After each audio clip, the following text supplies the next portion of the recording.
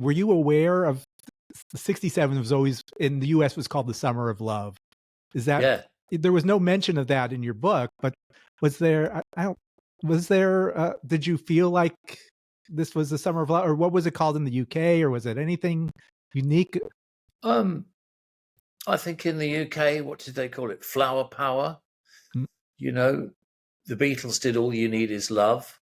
I mean, the Beatles had always had love in their songs anyway. You know, She Loves You, Love Me Do, whatever. P.S. I Love You. Love was the word that was in most Beatles songs, but it became a slightly different love with a slightly different meaning in 67. Sort of lysergically enhanced and bolstered by meditation or whatever it was. It was, yeah, you know, I mean,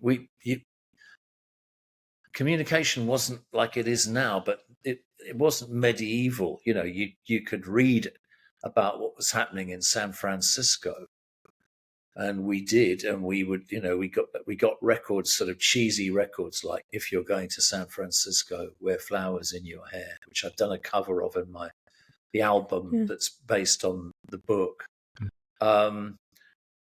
And I just got everything sort of in the right order. I mean, it was good. It was, we sort of knew what was happening. Yeah, I mean, I say we, but you know, it was people that was the year that hippies became a word that people used. You know, there hadn't been hippies in 1966, but there were certainly hippies in 1967. Whatever you thought of them, and I was with the hippies, and other people were against the hippies. But you know, so yeah, we knew about it absolutely, and had a, you know, I mean, I think, you know, hipster Brits had their eyes on San Francisco, particularly.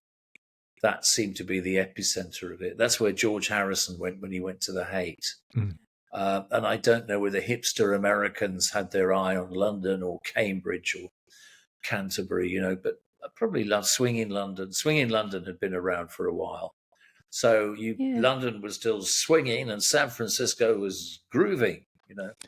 And so those two places were definitely pulsating away on the map. But you were 13. I was 13. I was 14, turned 14 in March 67. Yeah. So I had to keep, as I was reading it, I had to keep reminding myself that this was only the 1 year that you were still 13, having these experiences, which were still contained to your school and, you know, going home for the holidays. Yeah. That's a kid. I mean, that's so Summer of Love, Dave, you're saying Summer of Love. That's like, it was a little older, right? That would have been for 16, 17, 18. Well, I was a kid. I mean, I wasn't involved in free sex or anything like that. I mean, I would have loved it, but I'm not sure I'd have even been eligible. You know, I was too small to even go out and wreck my mind with drugs. Yeah. You know, I just, as I always say, I had my nose pressed up against the glass. You know, I could see what the big boys and girls were doing. And the big boys and girls, like you say, were only 4 or 5 years older than me.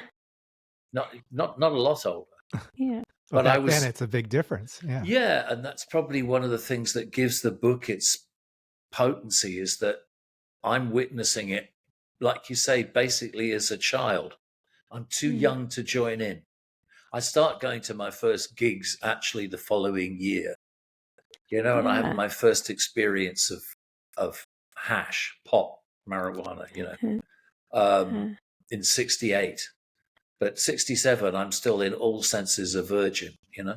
Yeah. Just staring, wondering what it's about. And it wasn't hippies. You had, I love the groovers. There was the meatheads and the groovers. Well, those are my terms. Yeah, okay. And they weren't the terms that they used in the college. And I think people didn't even necessarily,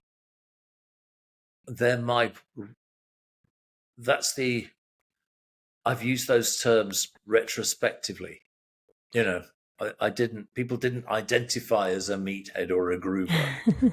That's my concession to the future, is describing them as that, because I think that's the best way of doing it. Yeah, those were good. I didn't realize that either. I thought that was the terms of the day.